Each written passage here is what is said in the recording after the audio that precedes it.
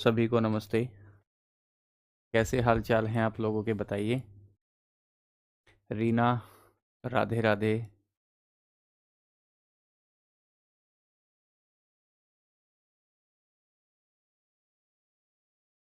मेरी आवाज़ आप तक आ रही है, एक बार बताएंगे। Neeraj Kumar, good afternoon sir. Tilu, हर हर महादेव। अवधेश, जय भीम जय भीम। रागनी राजपूत, राधे राधे। शालिनी, जय हिंद सर। हरिओम किरात, नमस्ते सर। आइए तेज़ी से क्लास को शुरू करते हैं। बताइए आवाज़ वगैरह सब ठीक पहुंच रही है आप तक? और अब केमिस्ट्री में आपकी कैसी स्थिति है पहले की तुलना में? उम्मीद करता हूँ कि आप बेहतर महसूस कर रहे होंगे, बेहतर महसूस कर रहे होंगे।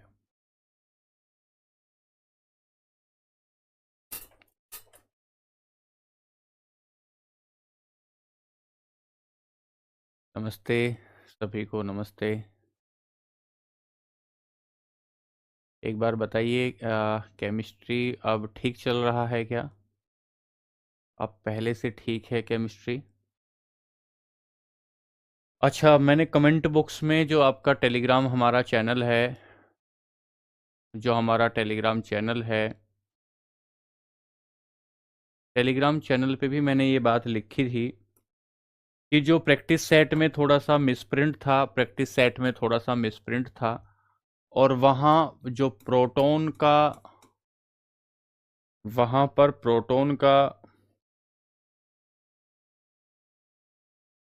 प्रोटॉन पर जो आवेश था, चार्ज ऑन प्रोटॉन जो था, प्रोटॉन पर जो आवेश था वह 1.6 इंटू 10⁻⁻19 था।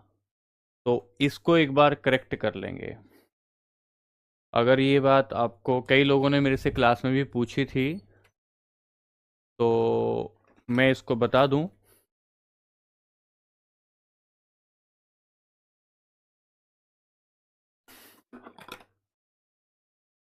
चलिए यहाँ से आगे शुरू करते हैं, यहाँ से आगे शुरू करते हैं। जैसा कि आपने थंबनेल में देखा होगा कि आज की जो हमारी क्लास है, उस क्लास का जो हमारा टॉपिक है वह टॉपिक है मोल संकल्पना। टॉपिक का नाम है मोल संकल्पना, या इसे ही कहते हैं, इसी को कहते हैं मोल कॉन्सेप्ट। आपके ग्रुप डी में हर साल एक या दो सवाल इससे आए हुए हैं, एक या दो सवाल इससे आए हुए हैं। लेकिन जब तक आप मोल संकल्पना को सीखोगे, उससे पहले आपको एक बात सीखनी होगी। मोल संकल्पना को सीखने से पहले एक बात आपको सीखनी होगी, और वह आप सीखेंगे किसमें? परमाणु का द्रव्यमान, परमाणु का द्रव्यमान। पहले आप मास ऑफ एटम को समझेंगे, एटॉमिक मास या मास ऑफ एटम को समझेंगे, और मास ऑफ एटम को समझने के बाद फिर आप इस संकल्पना को समझ पाएंगे। तो जब आप मास ऑफ एटम को समझते हैं तो एक बात ध्यान से समझिए, पहले इस क्लास का लगभग शुरुआती दौर का थोड़ा सा हिस्सा हम लोग परमाणु के द्रव्यमान पर लगाएंगे, परमाणु के द्रव्यमान पर लगाएंगे। चंद्रिका बताएंगे सब, आप बार बार इसको पेस्ट मत करें, सारी चीजें बताएंगे आपको, चिंता ना करें। जहां जहां जो चीज जरूरत होगी पढ़ाने की वो सब बताएंगे, ठीक है? तो जब हम परमाणु के द्रव्यमान की बात करते हैं तो हम इसे क्या कहते हैं? परमाणु का द्रव्यमान या एटॉमिक मास की बात करते हैं तो हम इसे क्या कहते हैं कि किसी भी परमाणु में प्रोटॉन का द्रव्यमान क्या होगा, किसी भी परमाणु में प्रोटॉन का द्रव्यमान क्या होगा, और किसी भी परमाणु में न्यूट्रॉन का द्रव्यमान क्या होगा। प्रोटॉन का द्रव्यमान और न्यूट्रॉन का द्रव्यमान क्या होगा, इन दोनों को मिलाकर परमाणु का द्रव्यमान बनता है। इन दोनों को मिलाकर परमाणु का द्रव्यमान बनता है। तो इसे हम कहते हैं मास ऑफ प्रोटॉन ध्यान से समझे थोड़ी देर के लिए। मास ऑफ प्रोटॉन, इसे कहते हैं mass of neutron, mass of neutron. इन दोनों का जो मास होता है, उन दोनों को प्लस करके किसी परमाणु का द्रव्यमान होता है। क्योंकि आपको पढ़ाया गया है कि किसी भी परमाणु का समस्त द्रव्यमान उसके नाभिक में शामिल होता है, उसके न्यूक्लियस में निहित होता है। तो जब हम न्यूक्लियस में निहित होने की बात करते हैं, इसका मतलब यह है कि परमाणु के नाभिक में, परमाणु के न्यूक्लियस में तो दो उप परमाणविक सब एटॉमिक कण होते हैं। एक को हम प्रोटॉन कहते हैं, एक को हम न्यूट्रॉन कहते हैं। जब आप प्रोटॉन और न्यूट्रॉन के मास की बात करते हैं तो दोनों का एक ही होता है, 1.6 इंटू 10⁻19। 1.6 इंटू 10⁻19 ये प्रोटॉन का मास भी होता है और ये न्यूट्रॉन का मास भी होता है। इसका मतलब हम ये देखें, इसका मतलब ये देखें कि अगर किसी भी एटम के, किसी भी तत्व के परमाणु में, किसी भी तत्व के परमाणु के जो आपका नाभिक है, उसके नाभिक में अगर हम प्रोटॉन का द्रव्यमान निकाल लें, न्यूट्रॉन का द्रव्यमान निकाल लें, तो क्या बन जाएगा? उसका परमाणु का द्रव्यमान आपके पास आ जाएगा। ठीक है सर, एक एग्जाम्पल लेकर देखते हैं। जब आप एक एग्जाम्पल लेते हैं तो आप हाइड्रोजन को लेते हैं। पिछली क्लास में मैं आपको ये बता चुका हूं, पिछली क्लास में मैं आपको बता चुका हूं, एक एग्जाम्पल ले रहे हैं कि पैरों में जो लिखते हैं इसे परमाणु क्रमांक कहते हैं। जो पैरों में लिखा जाता है इसे परमाणु क्रमांक या एटॉमिक नंबर कहा जाता है, एटॉमिक नंबर कहा जाता है। और ये जो ऊपर लिखा जाता है माथे पर, इसे द्रव्यमान संख्या कहते हैं, इसे मास नंबर कहा जाता है। द्रव्यमान संख्या या मास नंबर कहते हैं, इसे मास नंबर कहते हैं। ठीक है, आप ध्यान से समझिएगा। मास नंबर को ए से डिनोट करते हैं, परमाणु क्रमांक को जेड से डिनोट करते हैं, परमाणु क्रमांक को जेड से डिनोट करते हैं। ठीक है, अब ये क्या होता है? ए बराबर होता है जेड प्लस एन। पिछली क्लास में बता चुका हूं, ए बराबर कितना होता है? जेड प्लस एन होता है। जेड यहां पर प्रोटॉन की संख्या होती है, जेड यहां पर प्रोटॉन की संख्या होती है, और एन जो है वो यहां पर न्यूट्रॉन की संख्या होती है, एन यहां पर न्यूट्रॉन की संख्या होती है। अब ध्यान दीजिए, ध्यान क्या देना है, ध्यान से समझना। मैं आपको मोल संकल्पना पर लेकर चलूंगा, मोल संकल्पना पर लेकर चलूंगा, सुनिए ध्यान से। ठीक है,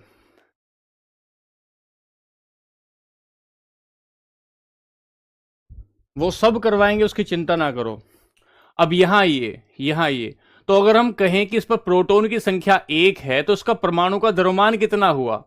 इसका हाइड्रोजन का द्रव्यमान कितना हुआ? क्योंकि इस पर संख्या कितनी है? 1 है। तो इसमें प्रोटॉन की संख्या 1 है, तो हाइड्रोजन का जो द्रव्यमान हुआ वो हुआ 1.6 इंटू 10⁻19। 1.6 इंटू 10⁻24, ये -24 है।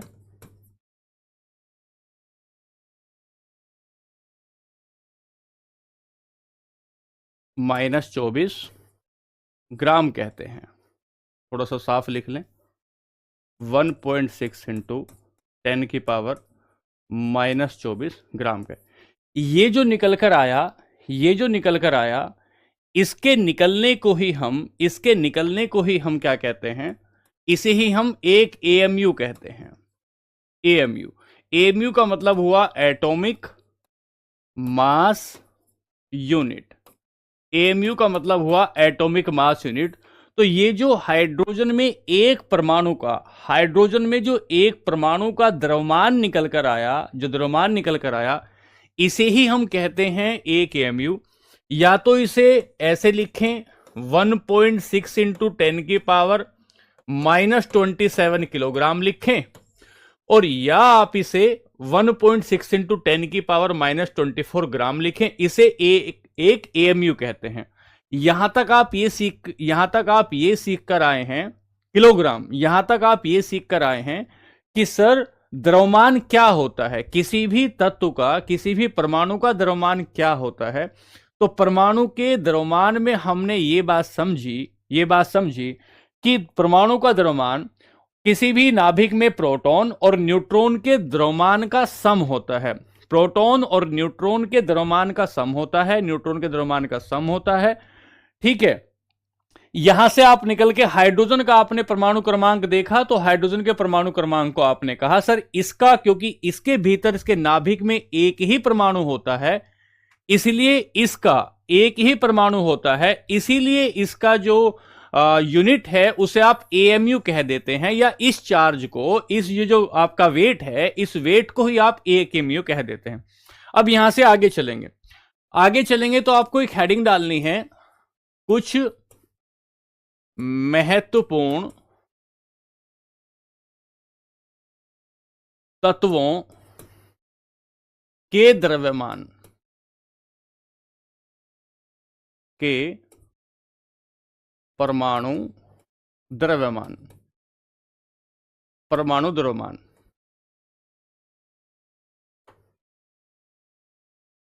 Atomic mass of some important atom या एलिमेंट्स। अब मेरे ध्यान से सीखेंगे, जब आप ध्यान से सीख लेंगे, जब आप ध्यान से सीख लेंगे तो आगे बढ़ेंगे। हाइड्रोजन,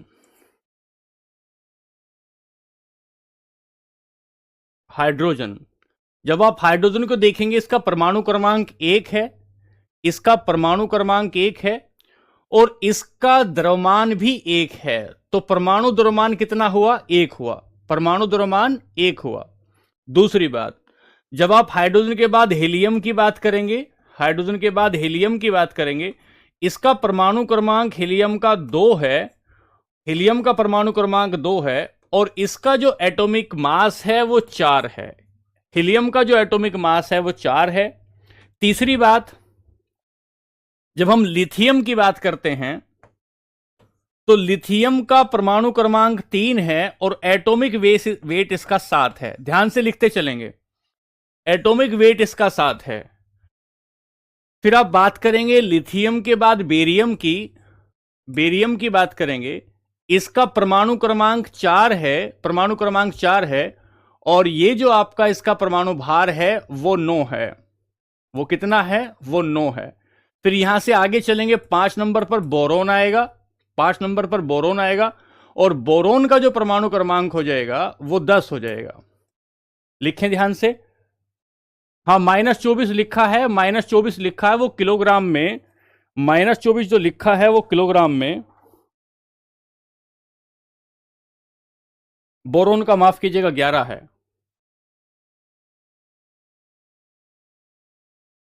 5 बोरोन 11 हो जाएगा, 11 हो जाएगा। फिर यहां से आप चलेंगे बोरोन के बाद कार्बन पर, 6 कार्बन, 6 पर आएंगे, इसका 12 हो जाएगा, 12। फिर आएंगे नाइट्रोजन पर, नाइट्रोजन पर, नाइट्रोजन पर हो जाएगा 14, नाइट्रोजन पर हो जाएगा 14। 20 तक का हमें लिखना है, हमें hydrogen, helium, lithium, barium, boron, carbon, nitrogen.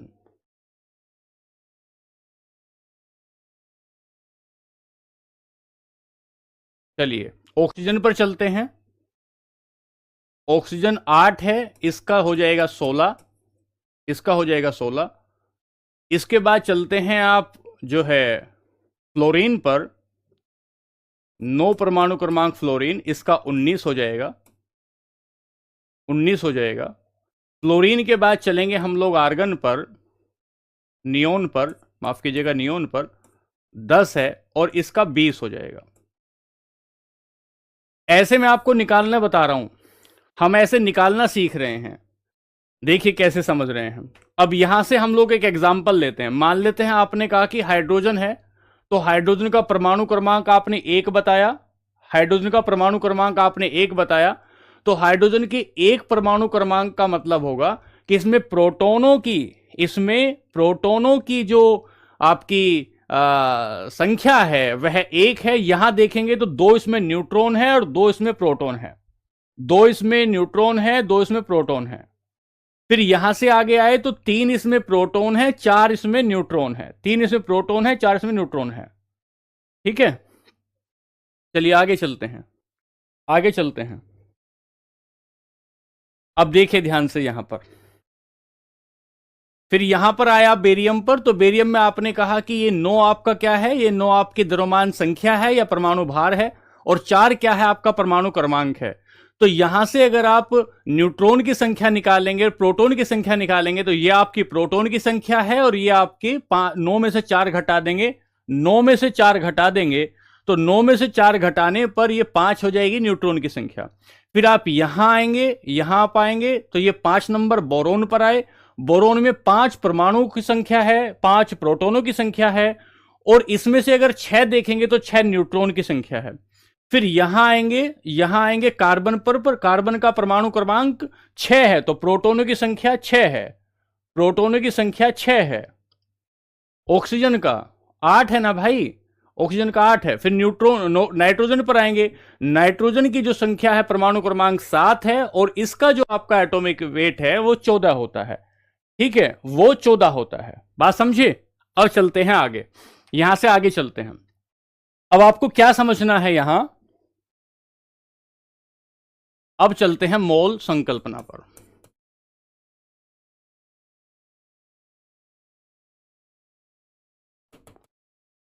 Mole concept, मोल संकल्पना या मोल कॉन्सेप्ट। कार्बन वो थोड़ा सा इतना, बेरिलियम है, हां बेरिलियम है बच्चे, मैं बता तो रहा हूं बेरिलियम है, ये बेरिलियम है, ये बोरोन है, ये कार्बन है, ये नाइट्रोजन है, ये ऑक्सीजन है, फ्लोरीन है, नियोन है, नियोन, ये नियोन है। ठीक है, ऐसे करके आप इसको समझिए।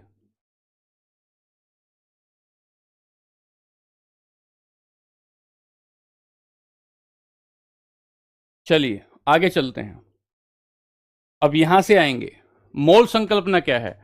कार्बन 12 के 12 ग्राम, कार्बन 12 के 12 ग्राम मात्रा में परमाणुओं की जितनी संख्या होगी, कार्बन 12 के 12 ग्राम परमाणुओं में जितनी संख्या होती है, नहीं संदेश भाई, 9 होता है, 9 होता है, 9 है, नहीं 9 होता है, आप देखेंगे। ठीक है, चलिए लिखें मोल संकल्पना, एक बार लिखें मोल संकल्पना को, एक बार लिखें।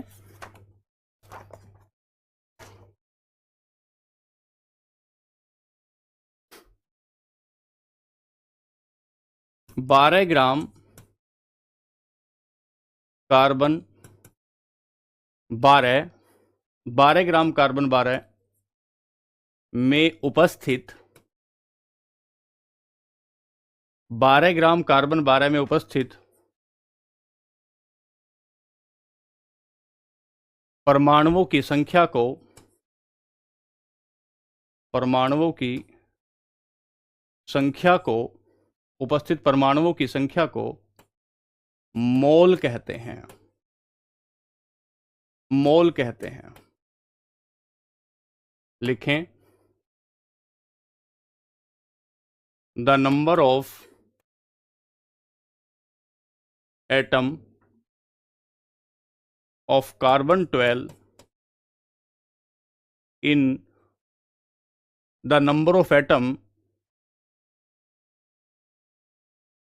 in 12 gram carbon 12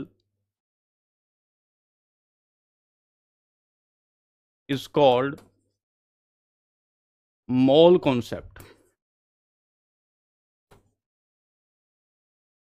mole concept। 12 gram carbon 12 में, 12 ग्राम कार्बन 12 में जितने परमाणु होते हैं, 12 ग्राम कार्बन 12 में जितने परमाणु होते हैं 12 ग्राम में, उनकी संख्या को हम मोल संकल्पना कहते हैं। तो मोल संकल्पना एक प्रकार की एक संख्या होती है। मोल संख्या, मोल संकल्पना एक प्रकार का नंबर होता है, एक प्रकार की संख्या होती है, जो ये बताता है कि किसी भी, जो ये बताता है कि किसी भी तत्व में या किसी भी परमाणु में परमाणुओं की संख्या कितनी होगी, ये बताता है कि परमाणुओं की संख्या कितनी होगी, और ये जो संख्या होती है 6.022 इंटू 10 की पावर 23 होती है। ये जो संख्या होती है एक मोल बराबर जो संख्या होती है 6.022 इंटू 10 की पावर 23 होती है। इसे ही एवोगाड्रो संख्या भी कहते हैं। इसे ही एवोगाड्रो संख्या भी कहते हैं। एवोगाड्रो नंबर भी कहते हैं। इसे ही एवोगाड्रो नंबर भी कहते हैं। तो हमने कहा कि किसी भी जो आपका मोल संकल्पना है कि 12 ग्राम कार्बन परमाणु में उपस्थित परमाणुओं की संख्या, दरअसल द्रव्यमान ये बताता है कि उसका भार कितना होगा। परमाणु द्रव्यमान ये बताता है कि उसका भार कितना होगा, जबकि मोल संकल्पना ये बताती है कि एक एटम के भीतर, एक तत्व के भीतर परमाणुओं की संख्या कितनी होगी, छोटे छोटे परमाणुओं की संख्या कितनी होगी, उस संख्या को ही हम क्या कहते हैं, उसे हम मोल संकल्पना कहते हैं। और ये जो मोल संकल्पना है ये आपकी, इसमें जो देखते हैं, अगर एक मोल की बात करें तो 6.022 इंटू 10 की पावर 23 परमाणु होते हैं। 23 परमाणु होते हैं। अगर आप इसे ऐसे समझना चाहें, मान लेते हैं कि एक दर्जन, आपने कहा कि एक दर्जन, एक एनसीईआरटी में आपका जो है एक एग्जाम्पल दे रखा है, एनसीईआरटी में एक एग्जाम्पल दे रखा है कि एक दर्जन जो आल्पिन होती हैं, एक दर्जन आल्पिन होती हैं, उसका मतलब 12 होता है। अगर एक मोल आल्पिन की बात की जाए, एक मोल आल्पिन की बात की जाए, तो इसका मतलब होता है 6.022 इंटू 10 की पावर 23 आल्पिन की बात की जाएगी, 23 आल्पिन की बात की जाएगी। तो हम ये कह रहे हैं कि जैसे दर्जन में 12 होते हैं, ऐसे ही एक मोल में 6.022 इंटू 10 की पावर 23 नंबर, संख्या होती है।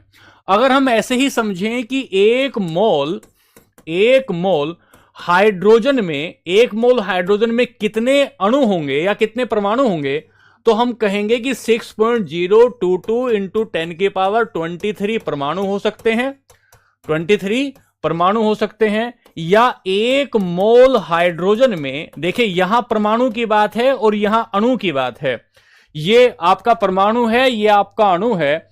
तो एक मोल हाइड्रोजन में कितने परमाणु होंगे, तो कितने अणु होंगे, माफ कीजिएगा, 6.22 इंटू 10 की पावर 23 अणु होंगे इसमें। ये आपके एटम लिखे हैं, ये आपके मॉलिक्यूल लिखे हैं, ये आपके मॉलिक्यूल लिखे हैं। तो मैं ये बताना चाहता हूं कि जैसे आप दर्जन को मापते हैं 12 में, ऐसे ही मोल से भी एक संख्या निकलती है, और वो संख्या होती है 6.022 इंटू 10 की पावर 23। और ये जो 10 की पावर 23 होती है, 10 की पावर 23 होती है, इसको ही हम एवोगाड्रो संख्या कहते हैं। इसे ही हम एवोगाड्रो संख्या कहते हैं। एवोगाड्रो संख्या इसी को कहा जाता है। अब हम यहां पर एक बात देखेंगे, कुछ सवालों को हम इस कंसेप्ट पर देखेंगे, इतना आपको समझाना था। अब देखिए इन दोनों बातों का क्या संबंध है। पहली बात समझिए, यह 2018 में आया हुआ सवाल है कि एवोगाड्रो संख्या किसके द्वारा निरूपित की जाती है। एवोगाड्रो संख्या किसके द्वारा निरूपित की जाती है? तो जो एवोगाड्रो संख्या है उसे NO से या Na से निरूपित किया जाता है। NO से या Na से निरूपित किया जाता है एवोगाड्रो संख्या को। एक बात तो यह हो गई, ठीक है, एक बात तो यह हो गई। अगली बात चलेंगे, दूसरी बात, रसायन शास्त्र में मोल शब्द का परिचय किसने कराया? रसायन शब्द शास्त्र में मोल शब्द का परिचय किसने कराया? मोल शब्द का परिचय किसने कराया? तो विल्हेम ओस्टवाल्ड थे। विल्हेम ओस्टवाल्ड ने सबसे पहले 1896 में इस शब्द का प्रयोग किया।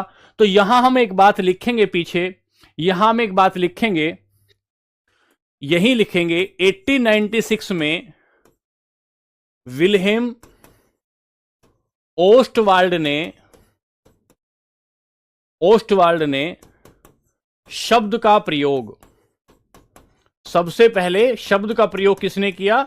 विलियम ओस्टवाल्ड ने किया। विलियम ओस्टवाल्ड ने किया, ठीक है जी, ये लिख सकते हैं, ये भूल गए थे, लिखिए। रसायन के लिए गणना की इकाई क्या है? What is the counting unit of chemist? ये भी आपका ग्रुप डी 2018 में आया है कि हम लोग रसायन शास्त्र में कौन सी यूनिट को मानकर चलते हैं। तो क्या ऋणायन को, एनोड को, अणु को नहीं, मोल से हम नापते हैं। मोल से हम किसी भी परमाणु या किसी भी अणु की संख्या का मापन करते हैं। किसी भी परमाणु, अणु या किसी आयन की संख्या का मापन करते हैं। ठीक है, अगला चलें। मानक ताप पर ऑक्सीजन गैस पर विचार कीजिए। एसटीपी पर ऑक्सीजन अणुओं के 1 मोल का भार कितना होगा? यह 2025 में आया हुआ सवाल है कि ऑक्सीजन अणुओं में 1 मोल का भार कितना होगा। ऑक्सीजन के अणुओं का भार पूछता है। तो ऑक्सीजन का अगर हम द्रव्यमान देखें, ऑक्सीजन का अगर हम द्रव्यमान देखते हैं तो 16 होता है। एक परमाणु का द्रव्यमान 16 होता है, तो 2 परमाणु का द्रव्यमान 16 दूनी 32 हो जाएगा। 16 दूनी 32 हो जाएगा। क्या कहता है? ऑक्सीजन गैस पर विचार करें और ऑक्सीजन अणुओं के 1 मोल का भार, 1 मोल का भार अणुओं का, तो 1 मोल अणु बराबर क्या हो जाएगा? ऑक्सीजन। और ऑक्सीजन का 2 का 1 का भार कितना है? 16। 1 का भार कितना है? 16। तो दूसरे 2 को गुणा करेंगे तो 32 हो जाएगा। ये इसलिए पढ़ाया गया आपको, अणुओं का भार पूछता है, अणु का, परमाणु का भार नहीं, अणु का। कुछ बच्चे एक जवाब दे रहे हैं, ए जवाब नहीं, हम पूछ रहे हैं अणु का। ऑक्सीजन के अणु में कितने परमाणु होते हैं? देखिए ध्यान से, मैं इसको समझाता हूं। ऑक्सीजन का अणु, अगर हम कहें कि ऑक्सीजन के परमाणु का द्रव्यमान कितना है? ऑक्सीजन के परमाणु का द्रव्यमान कितना है सर? 16 है। और ऑक्सीजन के परमाणु, 2 परमाणु मिलते हैं तो 1 अणु बनता है। 2 परमाणु मिलते हैं तो 1 अणु बनता है। और यह कहता है अणुओं के 1 मोल का भार, तो 1 मोल या अणु का मतलब होगा 16 गुना 2 बराबर 32।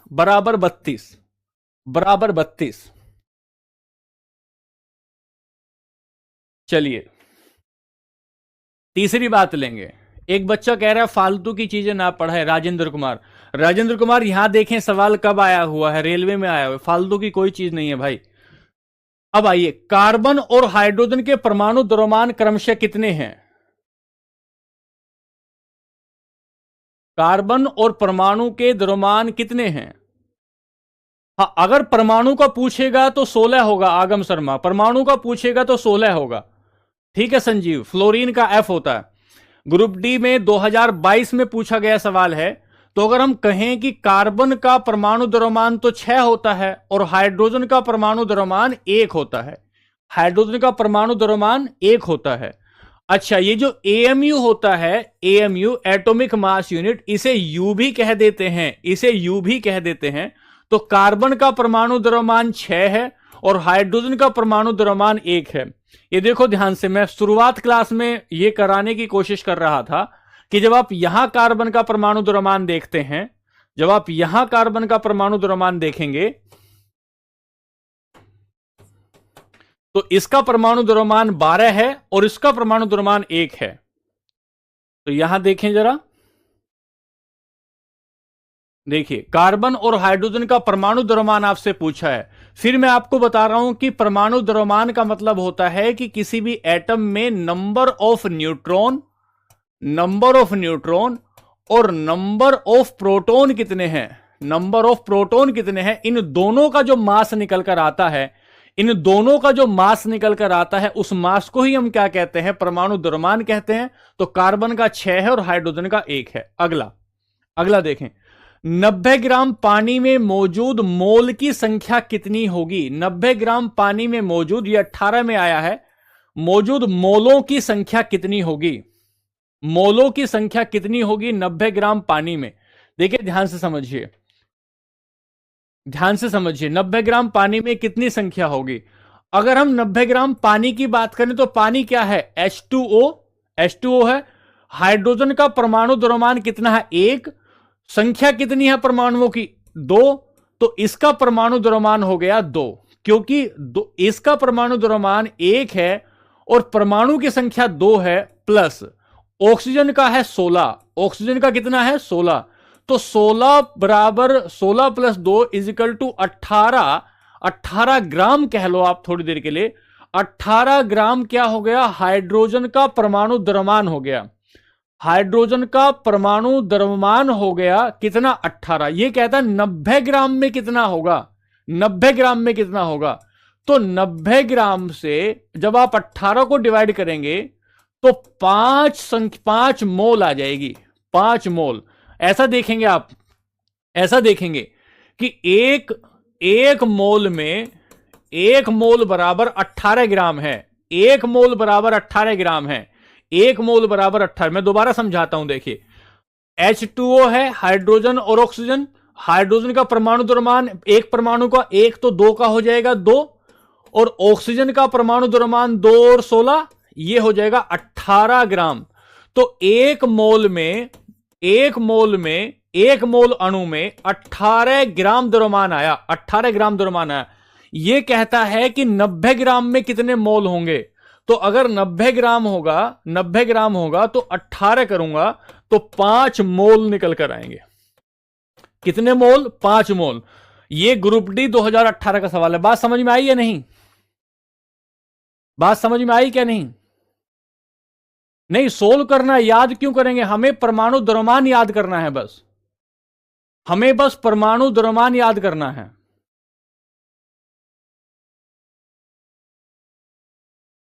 हमें सिर्फ यह देखना है कि परमाणु द्रव्यमान कितना है, ठीक है।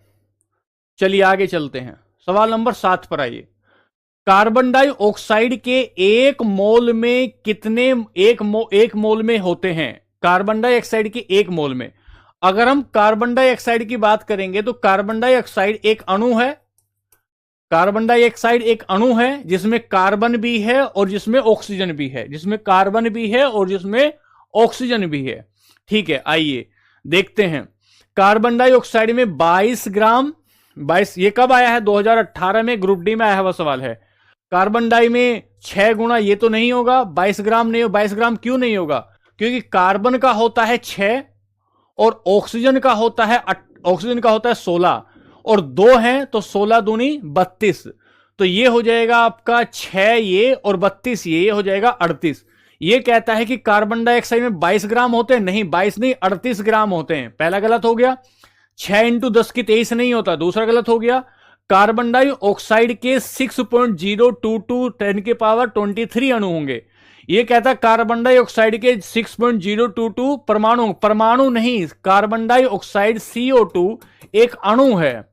कार्बन डाइऑक्साइड CO2 एक अणु है, एक अणु है जिसमें 6 ग्राम तो कार्बन है और 18, 6 दूनी 16 दूनी 32, जिसमें 32 ग्राम ऑक्सीजन है। तो 32 और 6 38 ग्राम हुआ। ये एक अणु है, ये एक अणु है। कार्बन का 12 होगा, माफ कीजिए, 6 तो आपका 6C12 होगा ना, 6C12। तो 12, 16 दूनी 32 और 12, 32 प्लस 12 ये हो जाएगा 2 और 2 4 और 1 3 और 1 4, 44 हो जाएगा, 44 हो जाएगा, माफ कीजिएगा। ये परमाणु क्रमांक है और ये आपका परमाणु द्रव्यमान है, परमाणु द्रव्यमान है C612। तो हम कहेंगे ये नहीं, C होगा। क्या ये बात समझ में आई क्या? हाँ 12 होगा, बिल्कुल 12 होगा। बात क्लियर है क्या? एक बार बताइए, बात क्लियर है क्या? हाँ, कार्बन का 12 होगा ना, C612। 12 तो उसका परमाणु द्रव्यमान होगा और 6 इसका परमाणु क्रमांक होगा, 6 इसका परमाणु क्रमांक होगा, तो 44 होगा। ये कहता है 22 होता है, 22 नहीं 44 होता है।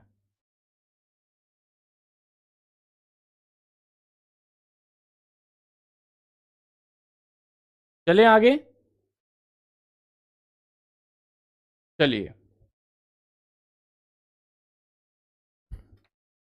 ये लेते हैं। यह देखते हुए कि ऑक्सीजन के 1 मोल परमाणु का वजन 16 ग्राम है, ऑक्सीजन के ऑक्सीजन O2, ऑक्सीजन के 1 मोल परमाणु का वजन 16 ग्राम है, तो ओजोन का अणुभार क्या होगा? ओजोन का अणुभार क्या होगा? अगर ऑक्सीजन का एक परमाणु है, इसका वजन 16 ग्राम है, ऑक्सीजन के एक परमाणु का वजन 16 ग्राम है, तो ऑक्सीजन के 3 परमाणु ही तो ओजोन होते हैं। ऑक्सीजन के 3 परमाणु ही तो ओजोन होते हैं। एक का है 16 ग्राम, तो 16 गुना 3 बराबर कितना हो जाएगा? 48 ग्राम। यह भी ग्रुप डी में आया हुआ सवाल है, यह भी ग्रुप डी में आया हुआ सवाल है। 38 को कैसे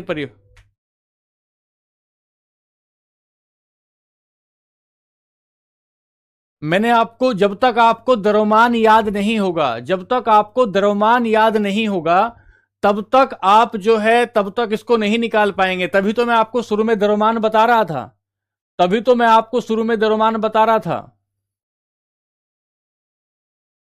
ठीक है, तो इधर देखिए, ऑक्सीजन का 1 मोल परमाणु का वजन 16 ग्राम है, 1 मोल परमाणु का वजन 16 ग्राम है, तो ये ओजोन का पूछता है। अगर ये आपका ऑक्सीजन का एक परमाणु 16 ग्राम वजन रखता है, तो इसके 3 परमाणु कितना वजन रखेंगे?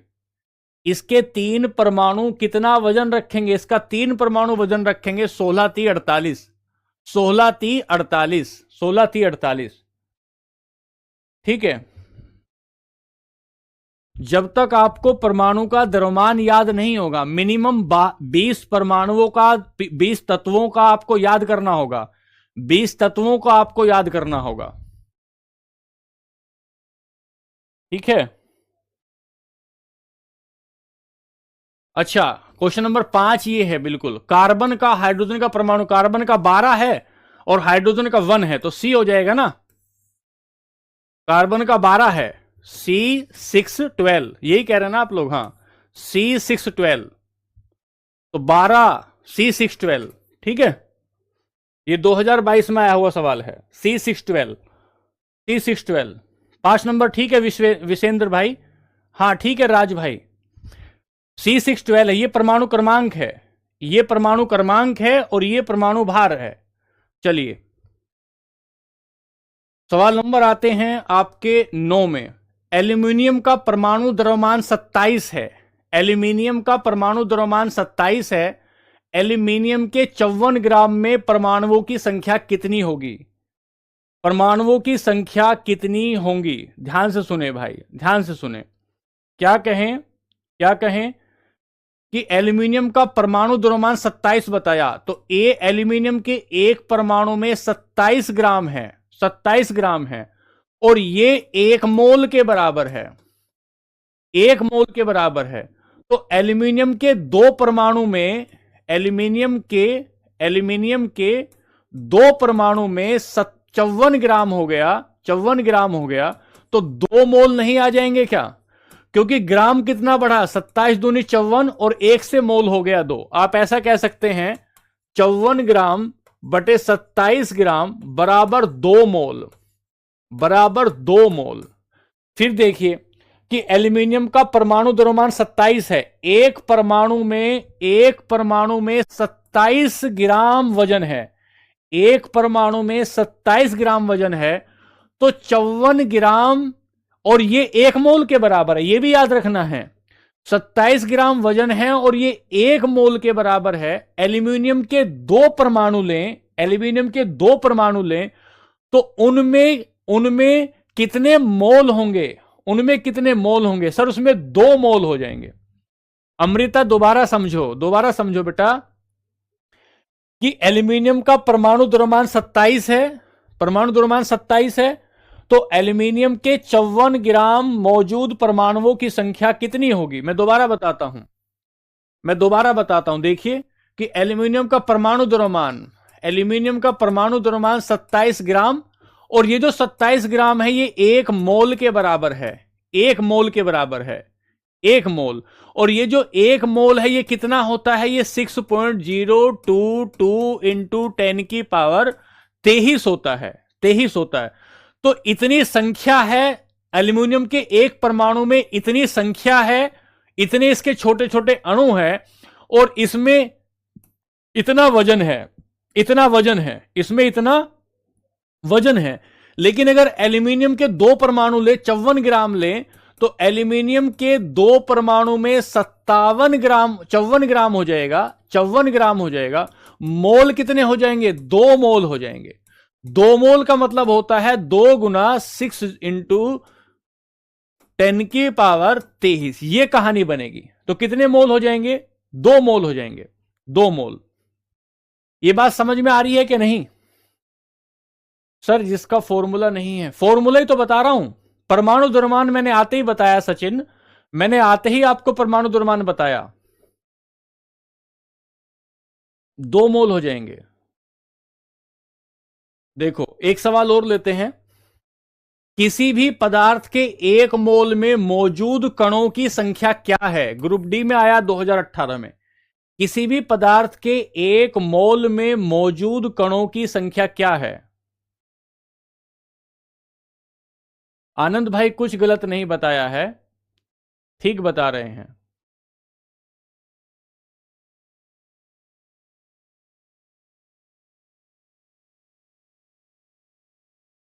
एक पदार्थ, किसी पदार्थ के 1 मोल में मौजूद कणों की संख्या कितनी है? कणों की संख्या कितनी है? तो आप बताएंगे -6.023। नहीं, गलत हो जाएगा। 6.022 इंटू 10⁻23।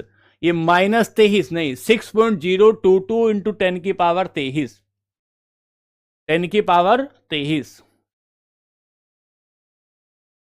ठीक है। सवाल नंबर 11 पर चलें, दोबारा एक बार ले लेंगे। किसी पदार्थ के 1 परमाणु में मौजूद परमाणुओं या अणुओं या आयनों की संख्या को क्या कहते हैं? किसी पदार्थ के 1 मोल में मौजूद परमाणुओं या अणुओं या आयनों की संख्या को क्या कहते हैं? नॉर्मलता? नहीं।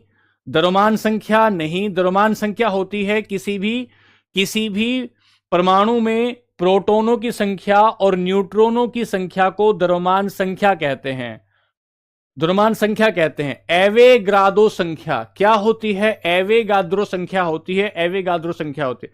एवोगाद्रो संख्या को ही 1 मोल कहते हैं। और ये जो 1 मोल होता है यही 6.022 इंटू 10⁻23 होता है, यही होता है। ये बताता है कि किसी पदार्थ के 1 मोल में मौजूद परमाणुओं या अणुओं की संख्या कितनी है, संख्या को बताता है। एवोगाद्रो क्या बताता है? संख्या को बताता है। बहुत बढ़िया, बहुत अच्छे। बहुत सारे लोगों के बहुत सारे सवाल आ रहे हैं, बहुत अच्छे सवाल आ रहे हैं, जवाब आ रहे हैं। हम क्या कह रहे हैं? हम क्या कह रहे हैं कि मोल क्या है? मोल को कैसे नापते हैं? कार्बन 12 में, कार्बन 12 में मैंने आपको बताया ना, मैंने आपको क्या बताया कि कार्बन 12 के 12 ग्राम में, कार्बन 12 के 12 ग्राम में जितनी परमाणुओं की संख्या होती है, जितनी परमाणुओं की संख्या होती है उसे ही हम 1 मोल कहते हैं। तो जो टोटल संख्या 1 मोल हुई उसे इस भाषा में यह भी कह सकते हैं। सवाल नंबर 12 कि हीलियम के 64 ग्राम में कितने मोल मौजूद हैं? हीलियम के 64 ग्राम में कितने मोल मौजूद हैं? हीलियम में जब आप आएंगे तो हीलियम का सूत्र होता है ये इसका परमाणु द्रव्यमान कितना है? 4 है। इसका परमाणु द्रव्यमान कितना है? 4 है। तो हम ऐसा कह सकते हैं कि हीलियम का जो 1 परमाणु है उसमें 4 ग्राम उसका द्रव्यमान है। और यह संख्या 1 मोल कहलाती है। यह संख्या क्या कहलाती है? यह संख्या 1 मोल कहलाती है, 1 मोल कहलाती है। यह संख्या 1 मोल कहलाती है। ठीक है, हमने कहा कि 4 ग्राम नहीं, 64 ग्राम में कितने होंगे? 64 ग्राम में कितने होंगे? तो 64 ग्राम में अगर आप देखोगे तो 1 में 4 ग्राम है, तो 64 ग्राम में 16 चौका 64, 16 मोल हो जाएंगे। कितने मोल हो जाएंगे? 16 मोल हो जाएंगे, 16 मोल। कोई बच्चा कह रहा है सारे सवाल जो हैं आपके 2018 के ही क्यों हैं? जिस साल रेलवे ने सवाल पूछा होगा उसी साल के तो सवाल लेंगे। अब उसने 25 में इस टॉपिक से कोई सवाल नहीं पूछा है तो 25 के सवाल कैसे लेंगे? 24 में उसने यहां से कोई सवाल नहीं पूछा तो 24 के सवाल क्यों लेंगे? 24 के सवाल क्यों लेंगे? बात समझ रहे ना? तो हमने कहा कि हीलियम के 64 ग्राम में कितने मोल होंगे, तो हीलियम का एक परमाणु जिसमें 4 ग्राम वजन होता है उसे 1 मोल कहते हैं। तो 64 ग्राम को 4 से डिवाइड करेंगे तो 16 मोल निकल कर आएंगे, 16 मोल निकल कर आएंगे। ठीक है भाई। नितिन शर्मा भैया हम कुछ कंफ्यूज नहीं है, आपको धीरे धीरे पढ़ा रहे हैं मेरे भाई, पढ़ लीजिए प्लीज। आगे, कार्बन CO2 के 10 मोल का द्रव्यमान क्या, इसमें ऐसा क्या है कंफ्यूज होने के लिए, इसमें ऐसा कंफ्यूज होने के लिए क्या है भाई। ठीक है, CO2 के 10 मोल का द्रव्यमान कितना है, अगर C में आएंगे तो C का आप देखते हैं 6C12, तो परमाणु द्रव्यमान इसका कितना है 12। ऑक्सीजन की बात करेंगे 8O16, ये है 16, तो अगर इसका पूरा पूरा मोल निकालेंगे CO2 का, एक मोल पहले निकालेंगे तो 12 एक हो गए, 16 गुना 2, क्योंकि ऑक्सीजन के कितने हैं 2 हैं, 16 गुना 2 32, तो 32 और 12, 2 और 2 4, 3 और 1 4, 44 हो गए, 44 हो गए। ये 44 ग्राम एक मोल के बराबर है, एक मोल के बराबर 44 ग्राम जो है वो एक मोल के बराबर है। तो पूछता है 10 मोल कितने के बराबर होगा, गुना 10, 10 मोल कितने के बराबर होगा, तो गुना 10 कर दोगे 440 ग्राम के बराबर होगा, 440 के बराबर होगा। कैसे पता लगा ये कैसे पता लगा सर, हमें कार्बन का और ऑक्सीजन का दोनों का परमाणु द्रव्यमान पता होना चाहिए। दोनों का परमाणु द्रव्यमान अगर हमें नहीं पता है तो हम इसका मोल नहीं निकाल पाएंगे। सवाल नंबर 14, 16 ग्राम हीलियम में मोल की संख्या कितनी होगी। 16 ग्राम हीलियम में मोल की संख्या, 60 ग्राम हीलियम में मोल की संख्या कितनी होगी। अच्छा बताइए, अगर हम हीलियम की बात करते हैं तो हीलियम होता है 2,4, परमाणु क्रमांक होता है 2, हीलियम का परमाणु क्रमांक होता है 2 और उसका द्रव्यमान होता है 4। तो एक हीलियम के परमाणु में 4 ग्राम वजन होता है, एक हीलियम के परमाणु में 4 ग्राम वजन होता है और इसे ही 1 मोल कहते हैं। इसे क्या कहते हैं, 1 मोल कहते हैं। ये कहता है 60 ग्राम में कितना होगा, तो हम अब अंदाजा लगाएं, 60 ग्राम में एक में 4 ग्राम है, तो 4 5, 4 को हम 15 से डिवाइड करेंगे तो 15 मोल आ जाएगा। क्या आ जाएगा, 15 मोल आ जाएगा, 15 मोल, 15 चौका 60, 15 मोल आ जाएगा, 15 चौका 60।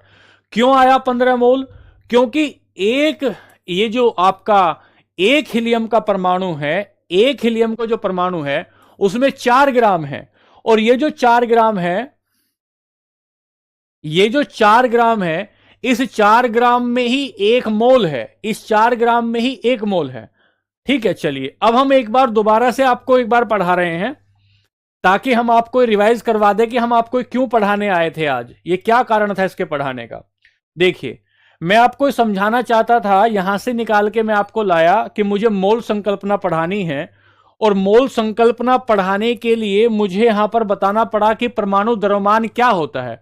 परमाणु द्रव्यमान को बताने के लिए मैंने बताया कि प्रोटॉन और न्यूट्रॉन का जो चार्ज होता है, टोटल जो प्रोटॉन और न्यूट्रॉन का वेट होता है, उसे हम लोग क्या कहते हैं, परमाणु द्रव्यमान कहते हैं। यहां आपने देखा कि परमाणु द्रव्यमान 1.6 इंटू 10 के पावर -24 ग्राम होता है, इसे आप 1 AMU कहते हैं। और यहां से आगे आपने ऑक्सीजन का परमाणु द्रव्यमान, ये आपका फ्लोरीन का परमाणु द्रव्यमान, नियोन का परमाणु द्रव्यमान, ये आपका बेरिलियम का, बोरोन का, कार्बन का और नाइट्रोजन का, ये आपने 10 के एक एग्जाम्पल के तौर पे देखे। 10 के आपने एक एग्जाम्पल के तौर पर आपने कुछ ऐसे देखे। जब आप यहां से आगे चले तो आपने कहा मोल संकल्पना क्या होती है। मोल ये बताता है कि एक मोल में कितने कणों की संख्या हो सकती है। क्योंकि हमने नापने के लिए तो आपने ग्राम ले लिया, लेकिन आपने कहा कि कितनी संख्या हो सकती है, तो 12 ग्राम कार्बन परमाणु में जितने परमाणु होंगे उसे 1 मोल कहते हैं। और विलियम ओस्टवॉल्ड ने बात बताई 6.022 इंटू 10 की पावर 23, 1 मोल में इतने परमाणु हो सकते हैं, 1 मोल में इतने परमाणु हो सकते हैं।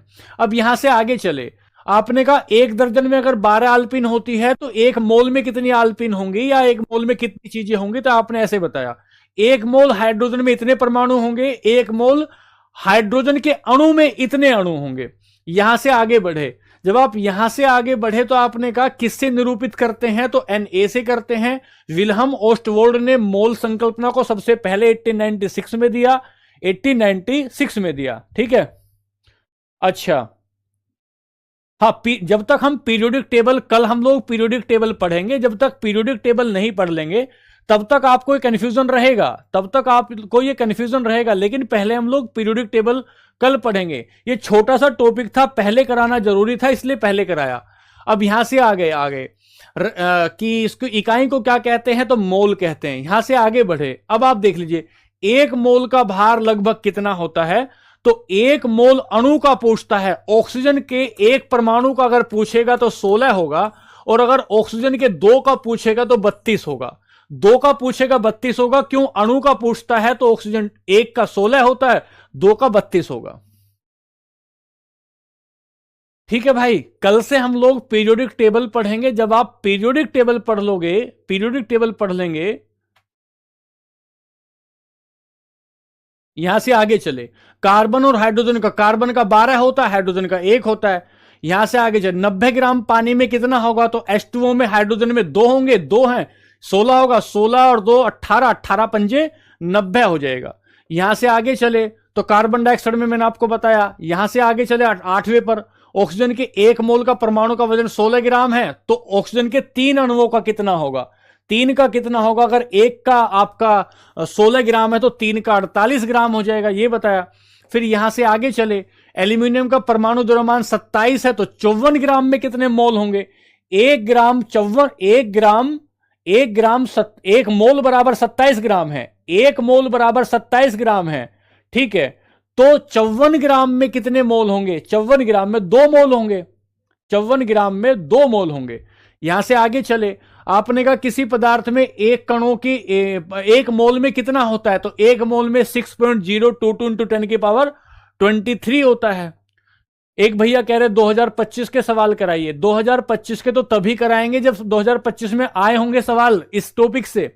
एवोगाड्रो संख्या बताई, फिर यहां से आगे निकले, 64 में हीलियम में कितने होंगे, तो 16 होंगे। क्यों होंगे, क्योंकि 4 होता है इसका परमाणु द्रव्यमान कितना होता है, 4 होता है। अब मेरी बात ध्यान से सुनिए, मेरी बात ध्यान से सुनिए। कल तो हम लोग पीरियोडिक टेबल पढ़ेंगे ही पढ़ेंगे, लेकिन आपको ऐसा काम करना है कि 20 तक के आपको परमाणु द्रव्यमान एक बार घर से याद करके आने हैं। परमाणु द्रव्यमान आपको घर से याद करके आने हैं, ताकि, हाँ एक ही बात है शिवम कुमार, एक ही बात है लगभग गुरुजी।